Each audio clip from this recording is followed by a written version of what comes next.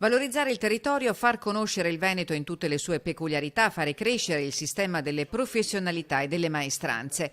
In sintesi, veicolare il vero Veneto nei film, nelle fiction, nei documentari, al di là degli stereotipi del passato.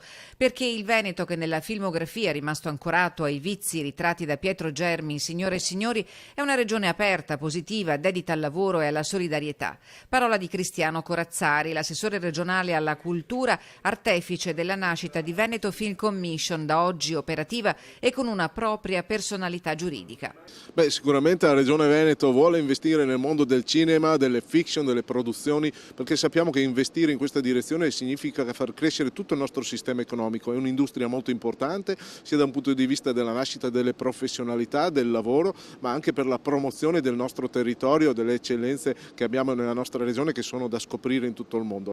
La Film Commission sarà fondamentale perché avrà un ruolo per attrarre produzioni internazionali in Veneto, per far conoscere i palcoscenici naturali che sono vanto del Veneto nel mondo, ma che ancora oggi non sono trasmesse e comunicate. Con un occhio di riguardo alle professionalità, agli attori veneti, a chi lavora nel mondo del cinema, che in Veneto deve trovare ulteriore occasione di crescita.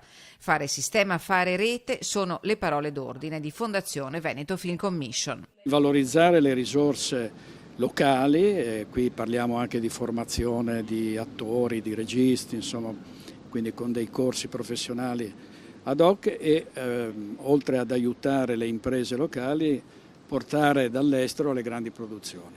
Perché all'estero che il nuovo board di Fondazione Veneto Film Commission guarda con attenzione, da Cannes a Berlino, passando per la Mostra del Cinema di Venezia e prima ancora all'Anica a Roma, per costruire una rete di rapporti che saranno volano importante per il rilancio della cultura tout court.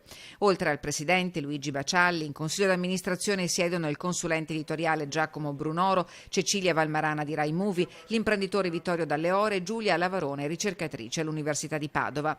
A sostegno delle produzioni cinematografiche la Regione ha destinato 5 milioni di fondi comunitari. Approvato anche il primo bando che mette a disposizione 1.350.000 euro per sostenere fiction e animazione, 150.000 euro per la produzione di documentari e cortometraggi.